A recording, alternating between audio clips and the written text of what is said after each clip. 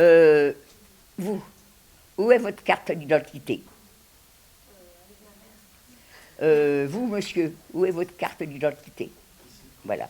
Mais en même temps, ça c'est très bien quand on va vous aborder, on va dire vos papiers, vous allez les sortir.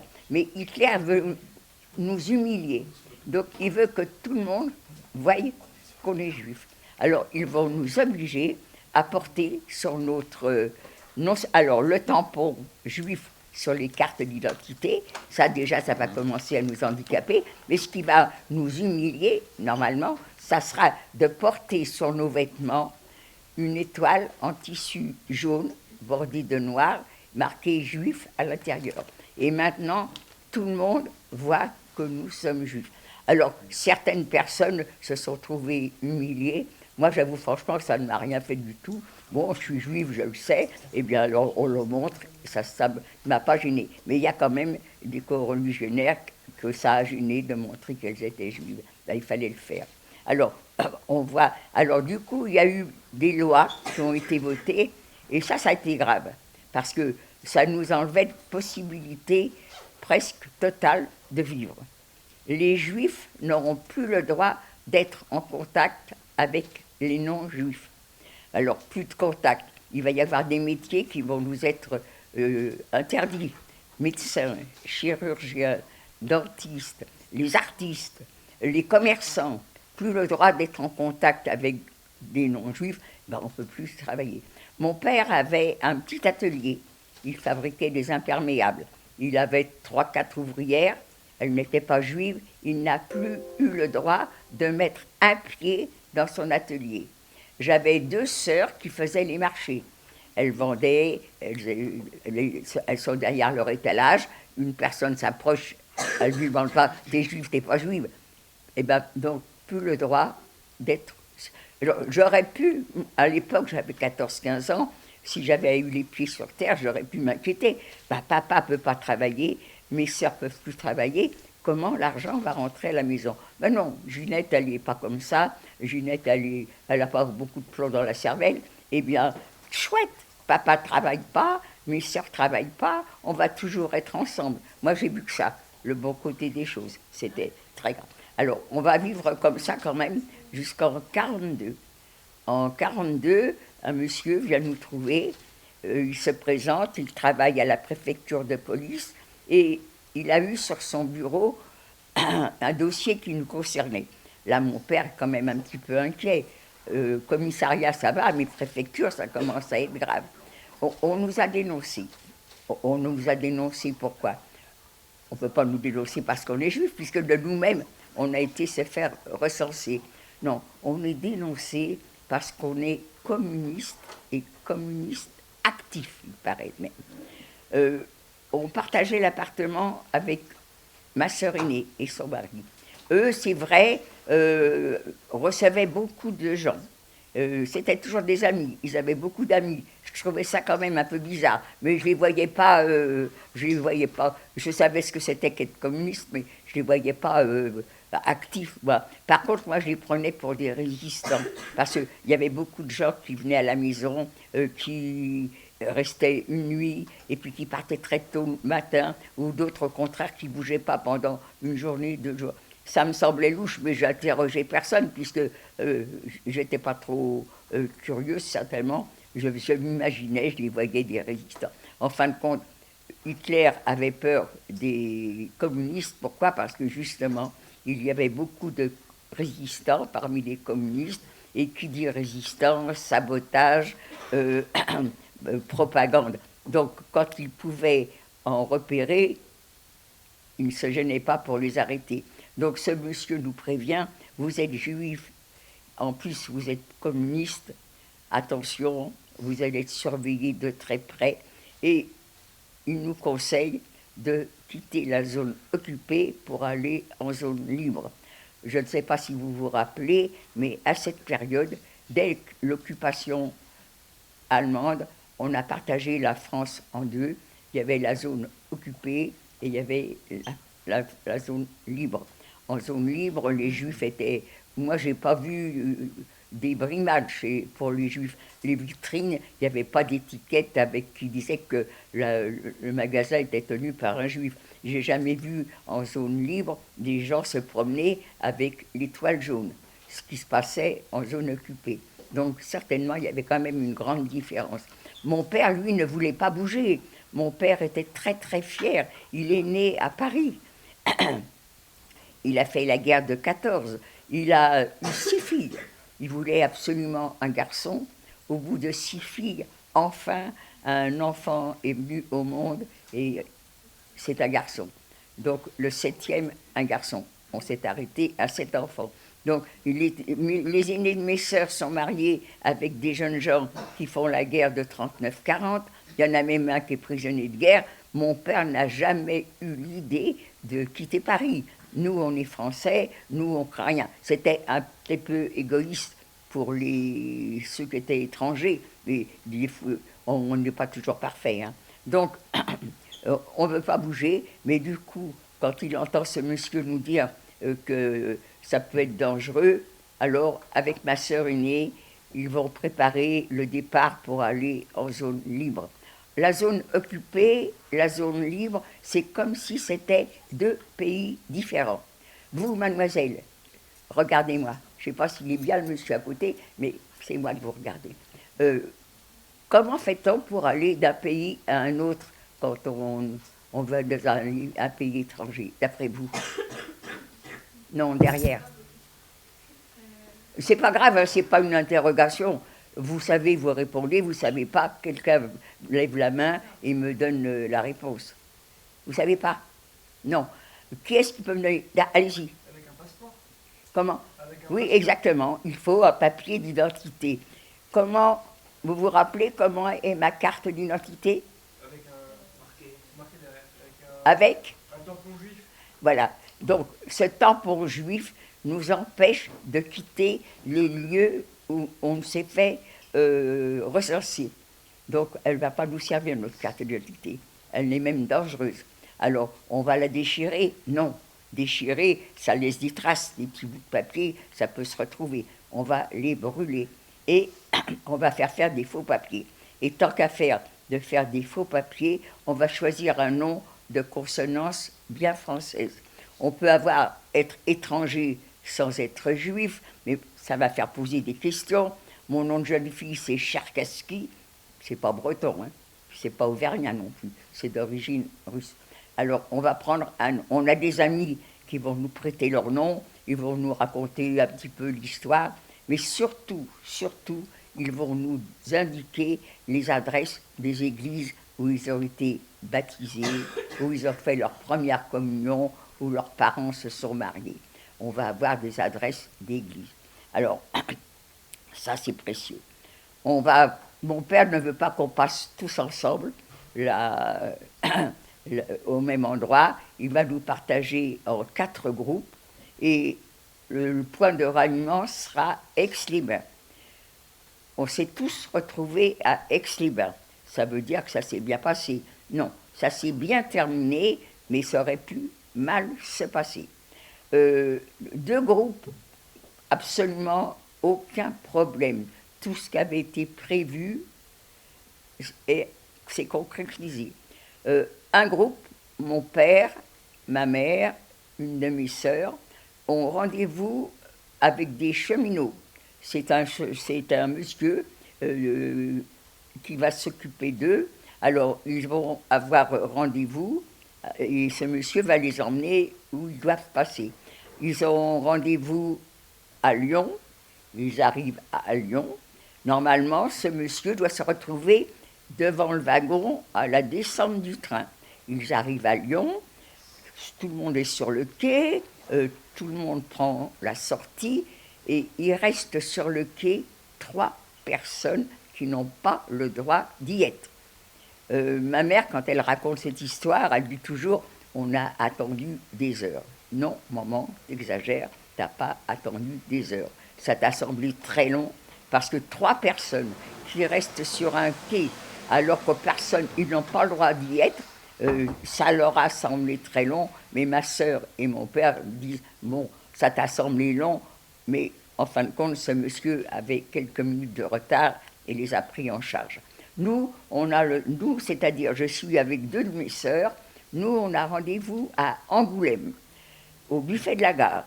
Le train qui nous a emmenés de Paris à Angoulême vient de quitter la gare et toutes les issues du buffet de la gare sont surveillées. Gendarmes français, gendarmes allemands, contrôle de papier. On a des faux papiers, on espère que ça. Seulement moi, Ginette, j'ai eu la bêtise de garder une carte avec mon vrai nom. J'avoue à mes sœurs que te casse pas la tête, va aux toilettes. Ben oui, je vais aux toilettes, seulement il fallait être accompagné d'un soldat. Il m'accompagne, je ne dis pas qu'il a été m'accompagner jusqu'au bout, mais il est devant la porte. Si je déchire quelque chose, il va entendre du bruit, ça va peut-être être dangereux. J'ai rien fait. Je reviens et j'avoue à mes sœurs, ça n'a pas été possible. Alors, est-ce que, je ne sais pas du tout, si c'était quelqu'un qui était derrière nous et qui a entendu, en tous les cas, on va déchirer cette carte avec mon vrai nom.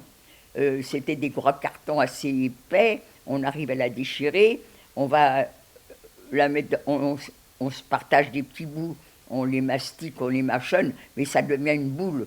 Et une boule, il faut quand même l'avaler, cette boule. On ne peut pas l'acheter comme ça. Donc, derrière nous, il y avait une dame, ou elle était peut-être avec nous, ça je ne me rappelle pas, et elle avait une petite fiole avec de l'alcool. Pour faire passer cette boule de papier, on a bu quelques coups de ce liquide.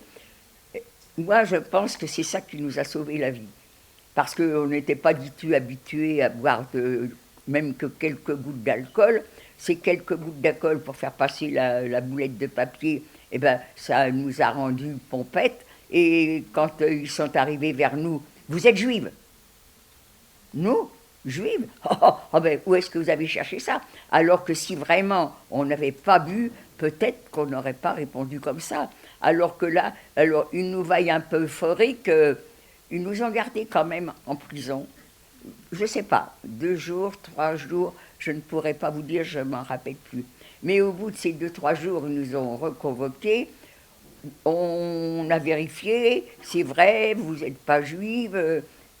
D'ailleurs, rien qu'à votre comportement, on aurait pu s'apercevoir que vous ne l'étiez pas. Parce que, alors là, je peux vous dire qu'on en a entendu des vertes et des pas mûres sur les Juifs. En attendant, ils nous relâchent et on va passer par Chalon-sur-Saône et on va se retrouver à Aix-les-Bains.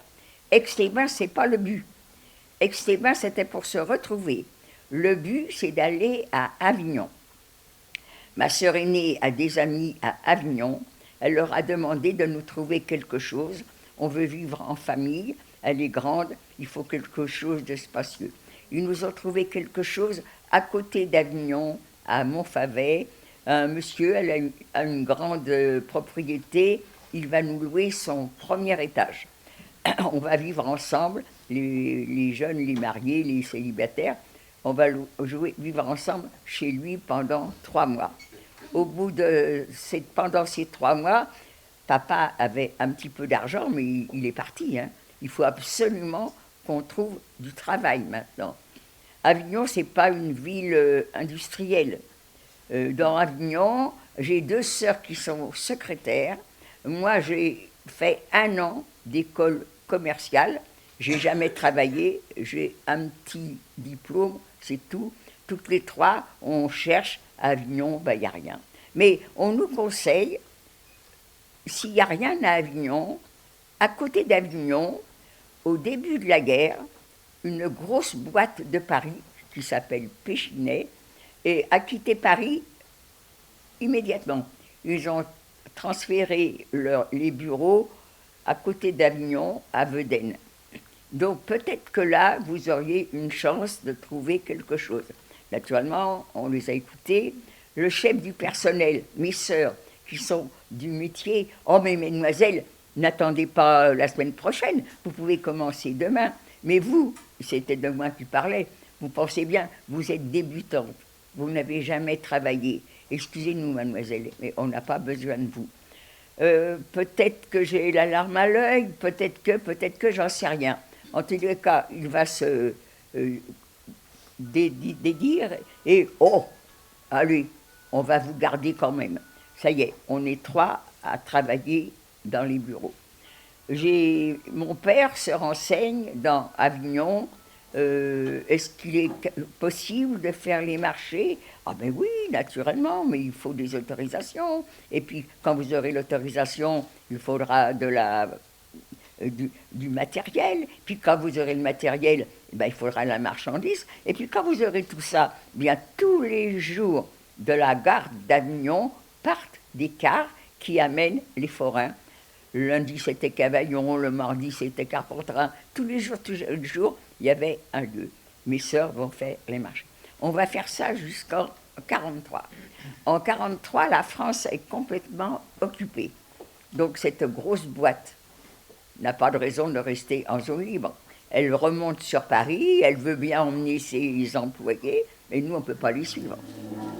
Alors on va rester sur Avignon. Et qu'est-ce qu'on va faire? Eh bien, on travaillait dans les bureaux, on est en 42, on a eu du mal à trouver. En 43, ça ne sera pas mieux certainement. D'ailleurs, on ne cherche même pas. Le mari de celle qui travaillait dans les bureaux avait déjà commencé à faire les marchés. Eh bien, nous, les deux plus jeunes, ma sœur et moi, on va faire les marchés aussi, mais ça sera moins fatigant. Le maire d'Avignon, avec lequel mon père était entré en relation, va nous procurer une place sur les remparts. Et jusqu'au 13 mars 1944, on va travailler sur les remparts d'Avignon. C'était très agréable. C'était toute la journée. Ce 13 mars, c'est encore l'hiver, on est en Provence, c'est vraiment la première journée ensoleillée, même en plein hiver, il y avait du soleil. Mais ce jour-là, le soleil, les rayons sont chauds. C'est une journée printanière. Je suis à l'étalage.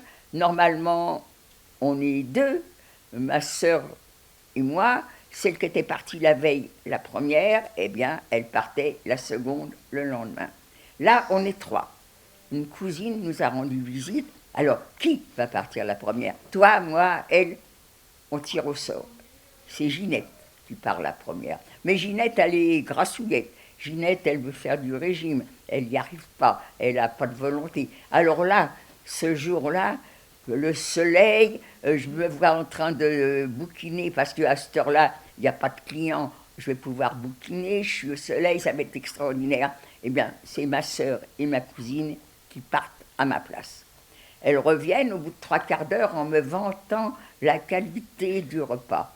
Et ça paraissait tellement bon que Ginette, eh ben, tant pis. La ligne, ça m'amuse quand je dis ça, parce que oui, c'est vrai que je l'ai commencé, hein, ma ligne. Et me voilà partie déjeuner. En route, je n'ai rien trouvé de spécial. J'arrive à la maison et ça, c'est sûr et certain, il n'y avait pas aucune voiture devant la maison. J'arrive à la maison, mais même s'il y en avait eu, hein, ça ne m'aurait pas gêné, je serais rentrée quand même. Il y a 3 messieurs qui sont là. 3 messieurs que je ne connais pas. Il y en a un sur la droite, habillé en civil.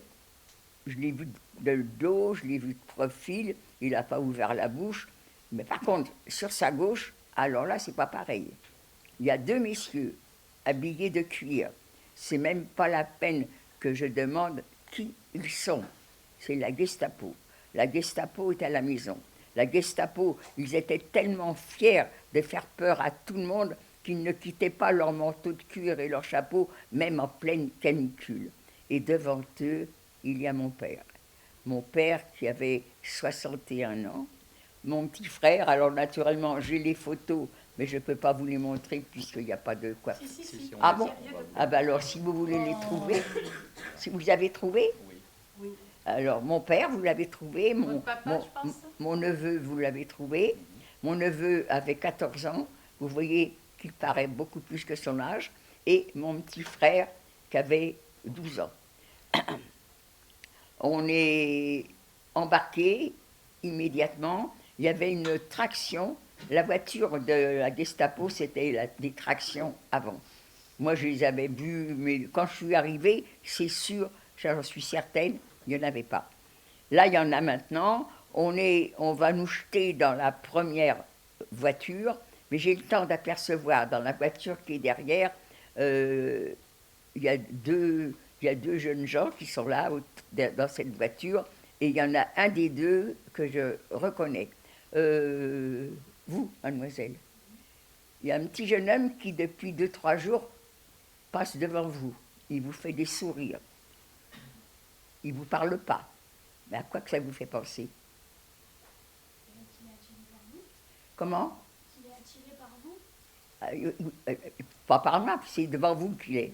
Ah, par moi. Ben voilà, bravo. Au moins, vous ne vous racontez pas d'histoire. Il y a des jeunes filles qui me répondent, je pense à rien. Moi, je les traite de menteuses. Parce que quand un petit jeune homme vous fait des sourires 2, 3 fois pendant plusieurs jours, ben, ça prouve quand même que vous ne lui déplaisez pas. Alors, en effet, nous, on l'avait vu. Mais moi, quand j'ai vu que ce jeune homme faisait partie de la Gestapo, du jour où j'ai été arrêtée, j'ai toujours cru que ma sœur et ma cousine avaient été arrêtées aussi. Il a fallu que je revienne pour savoir qu'elles n'avaient pas été arrêtées. Elles n'ont pas été arrêtées. Pourquoi? Parce que quand ils sont venus nous arrêter, des gens qui ont vu l'arrestation sont venus prévenir ma cousine et ma sœur qu'on était arrêtés, et elles ont emmené ma sœur et ma cousine dans une chambre, et elles sont restées cachées pendant une journée, puis après on les a emmenées ailleurs. Cette personne, si je savais qui elle était, je l'aurais fait déclarer comme juste, parce que maintenant on a les personnes qui ont sauvé les Juifs, on les a appelés des justes. Eh bien, cette personne-là, si je savais qui elle était, qu'est-ce qu'elle est devenue, comment qu'elle est, j'en sais rien. Ma soeur, ma cousine ont été incapables de me dire qui c'était. Donc voilà, cette dame méritait d'être nommée juste.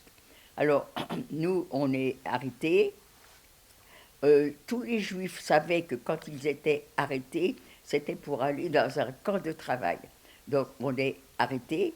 Ce camp de travail, on sait aussi qu'avant de partir dans le camp de travail, on fera un séjour à Drancy, à Paris. Drancy était un lieu un peu spécial. Le gouvernement de l'époque voulait que les gendarmes vivent en famille sur leur lieu de travail. Alors, ils avaient construit les premiers gratte-ciel qui sortaient de terre, c'est les premiers à Drancy, on les voit là en petit, et ces gratte-ciel, c'était pour habiter les familles. Et à la base de ces gratte-ciel, il y avait des bâtiments, un étage, peut-être deux, je ne m'en souviens plus, et ça, c'était en construction. Quand Hitler est arrivé, il a vu cet endroit, ça lui a parlé, il a immédiatement terminé les travaux, c'est-à-dire il a mis des fenêtres. Alors, il y avait du ciment partout, plafond, mur, sol, et il a mis les premiers prisonniers de guerre, là. Les premiers prisonniers de guerre sont restés un mois, un peu moins, un peu plus, je n'en sais rien. Et ils sont partis en Allemagne et ils ont été remplacés par les Juifs qui étaient arrêtés. Alors, nous, quand on est arrivés, naturellement, les travaux étaient terminés, il y avait du ciment partout, mais il y avait des fenêtres. Hein. Alors, dans certaines salles, il y avait des matelas par terre, dans d'autres salles, il y avait des lits superposés, ça dépendait. Moi, j'ai un très bon souvenir de Drancy, et j'y suis arrivée en 1944. En 1944, on a été arrêtés. On a été arrêté donc à Avignon, on a été emmené en prison à Marseille, et on est maintenant à Drancy. Drancy, on ne travaillait pas. Alors, le premier jour, je suis toute la journée avec mon père, on se balade dans la cour, on pouvait faire ce qu'on voulait, on pouvait rester enfermé dans les grandes salles, on pouvait se promener. on ne faisait rien, à part qu'on était enfermés, mais il y avait de l'espace, c'était pas une prison, il n'y avait pas de travail. Le premier jour, je suis toute la journée avec mon père, je ne suis pas très à l'aise avec mon père, je ne sais pas trop quoi lui dire, alors je lui racontais comment je voyais les choses. Toi, papa, tu es trop vieux, il avait 61 ans, tu es trop vieux, tu ne pourras pas travailler comme nous. Nous, c'était mon neveu qui avait 14 ans, mais vous l'avez vu en photo, il paraît en avoir 15, et puis moi qui en ai 19. Tu ne pourras pas travailler comme nous, mais nous, eh ben, on travaillera parce qu'on savait qu'on allait avoir des travaux durs à faire. Alors pour moi, qu'est-ce que c'est qu'un travail dur? Eh ben, je suis dactylo, je suis vendeuse, c'est pas dur ça. Mais un travail dur pour moi, c'est travailler dans les champs ou travailler en usine. Mais c'est des travaux durs, c'est vrai, mais il y a des gens qui, toute leur vie, travaillent dans les champs, travaillent en usine, et puis ils n'en meurent pas. Donc, je ne suis pas inquiète du tout. Alors, toi, papa, tu ne pourras pas faire comme nous. Alors, eh bien, tu te rappelles, tu nous disais que tu fabriquais des pantalons quand tu étais jeune. Dis-leur que tu sais piquer la machine. Peut-être qu'il y aura un atelier pour faire des réparations. Jamais mon père ne m'a dit quoi que ce soit. Il m'écoutait raconter mon histoire et il aurait pu me dire, mais Ginette, arrête, descends sur terre, regarde autour de toi. T'as vu cette dame? Elle n'est même pas capable de marcher toute seule. Il y a 2 jeunes filles qui l'aident et tu crois qu'ils l'ont arrêtée pour travailler. Et t'as vu le petit, quel âge il a? Il a 8 ans, 9 ans, 7 ans. Tu crois qu'on l'a arrêté pour travailler? Et regarde cette femme, elle est enceinte, elle est prête à accoucher. On l'a arrêtée pour travailler. Et il aurait pu me montrer tout ce que je voyais d'ailleurs. Mais moi, je voyais tout ça, mais je ne me posais pas de questions. Oh, on va dans un camp de travail, eh bien, on va dans un camp de travail, et je n'avais pas peur. Peut-être que si il m'avait dit, peut-être que là, j'aurais eu peur, alors que là, pas du tout. On est le 12 avril 1944, on nous prévient, ça y est, demain, c'est le départ. Alors, on savait qu'on partait. Maintenant, quand quelque chose est loin, on dit « Oh, c'est un petit bled, c'est loin, c'est à Perpète ». Je ne sais pas si on le dit encore. Eh bien, le Perpète, à Drancy, c'était... Ben tiens, j'ai un trou, je ne m'en rappelle plus. Et ça n'a pas d'importance. Et voilà, on partait, et cet endroit, c'était le camp de travail. Mais ça ne me faisait pas peur. Alors, on est le matin, on est à 6 heures du matin, on est le 13 avril, il est 6 heures du matin, on est dans la cour de Drancy, derrière la porte, il y a des autobus, alors il y a un peu de bousculade.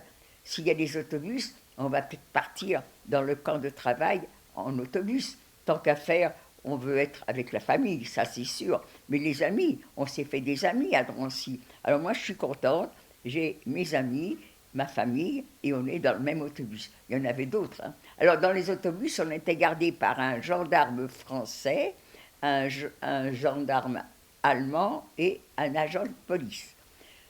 On va arriver dans une gare. J'ai toujours cru que c'était la gare du Bourget. J'ai appris que c'était la gare de Bobigny. Alors là, maintenant, il n'y a plus du tout de Français. On est aux mains de l'armée allemande et c'est plus calme. Alors là, maintenant, le calme, il est terminé. Ce sont des hurlements, des commandements. Et on va se retrouver sur un quai de gare. Et devant nous, un train. Un train de marchandises avec les wagons ouverts. Tous les wagons sont ouverts devant nous. Mademoiselle, vous êtes coiffée avec une reste sur le milieu. Vous vous reconnaissez? Bon. Quand vous avez un train comme ça devant vous, qu'est-ce que vous pensez? Vous n'avez lu aucun livre, vous êtes comme moi. Vous venez d'arriver, vous croyez que vous allez prendre un train pour voyager et vous avez devant vous un train avec des wagons comme je viens de vous décrire. À quoi vous pensez? Il n'avait pas d'importance.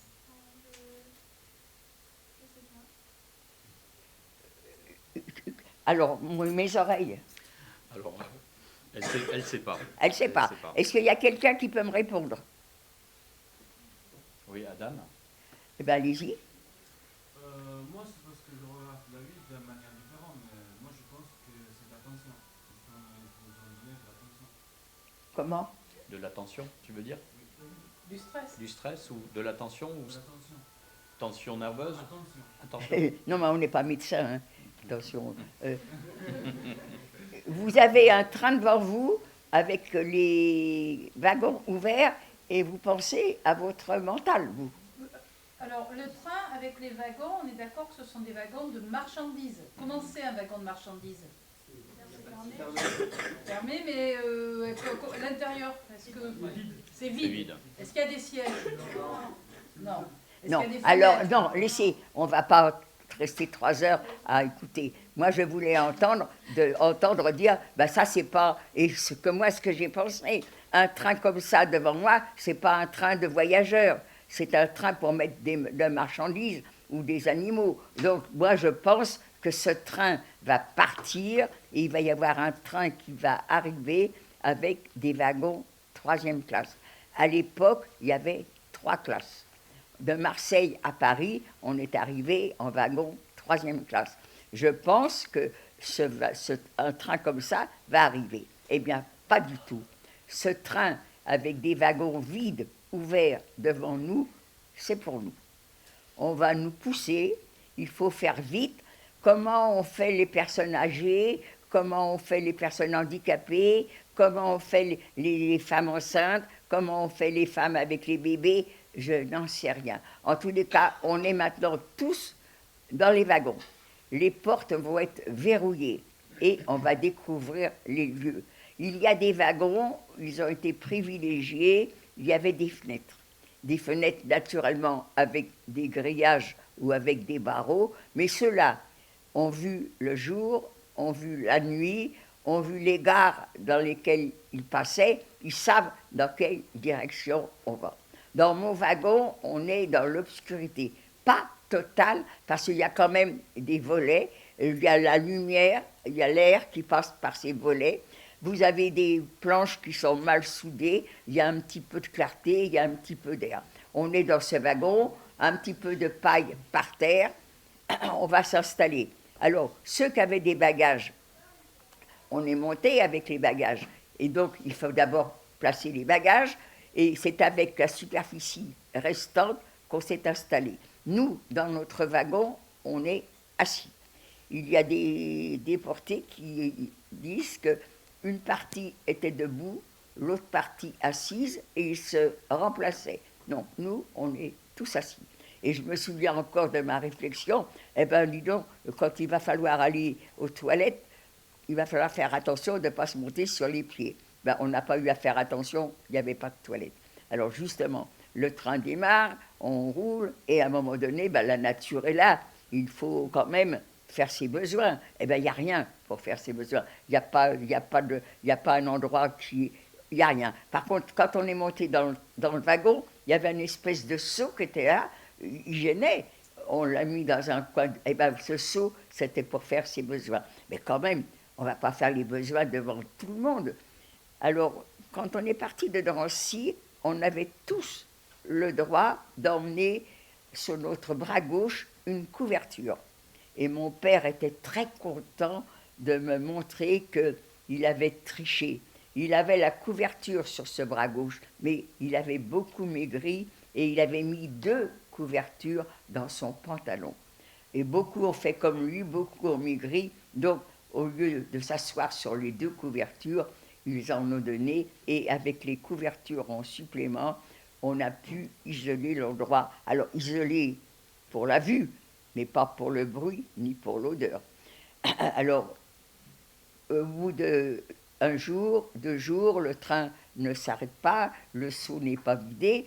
Ceux qui étaient assis à côté ne se rendaient pas compte que c'était une mauvaise place, ils étaient tombés là. Eh bien, ils ne veulent plus qu'on s'approche. Quand il y avait des secousses, ils recevaient des éclaboussures. Ça ne leur plaisait pas. On ne voyait pas, mais quand même, c'est pas agréable. Alors, du coup, comment on fait les gens? Ben, on a fait sous nous. Alors imaginez, vous avez, je ne sais pas combien qu'on était dans un wagon, 60, 70, chacun dit un autre chiffre, on était beaucoup, des personnes qui ne se sont pas lavées pendant 3 jours, 3 nuits, des personnes qui ont fait leurs besoins sous eux, c'était une infection. Le train s'arrête, les portes vont être déverrouillées, un moment super agréable, un air froid, qui rentre dans le wagon. En un quart de seconde, la mauvaise odeur a disparu. Mais en un quart de seconde, il y a quelqu'un qui monte dans le wagon. Est-ce qu'il nous pousse? Est-ce qu'il y en a qu'un? Est-ce qu'il y en a deux? J'en sais rien. Et il faut descendre. Mais il y a des femmes qui étaient habillées leurs enfants. Ils leur mettaient des chaussures. Non, il faut descendre tel qu'on est. Et moi, je suis assise sur le sol du wagon, prête à sauter sur le quai, quand il y a des hurlements sur le quai qui... Alors, moi, je ne comprends pas un mot d'allemand, mais il y en a qui comprennent. Je demande la traduction. Qu'est-ce qu'ils disent? Les personnes qui sont fatiguées, les personnes qui sont malades, les personnes qui n'aiment pas marcher. Le train s'est arrêté, mais ce n'est pas le camp. Il va falloir marcher à travers champs, ça va être pénible. Alors, ils ont mis à notre disposition des camions. On les voit, les camions, ils sont là. Moi, j'entends ça. Papa Gilbert, prenez le camion. Papa Gilbert m'ont écouté. Moi, je voulais leur faire un petit bisou avant de partir. Ben, ils sont partis. Ben, tant mieux. Et nous, maintenant, on est en rang, on est mélangés, femmes, hommes, enfants. Et maintenant, on va nous dire, les femmes d'un côté avec les enfants, les hommes de l'autre. Et il faut se mettre 5 par 5. Et on va partir.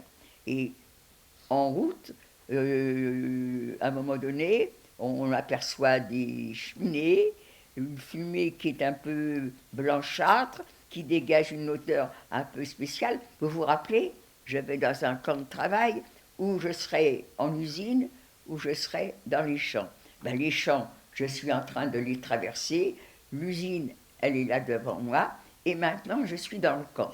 Alors moi, je voyais un camp de travail avec quelques baraques pour loger les ouvriers, et puis l'usine. Ah ben, l'usine est là, je suis dans le camp, mais quelques baraques, oh, mais c'est pas du tout ce que je pensais. Vous les avez vues, les baraques?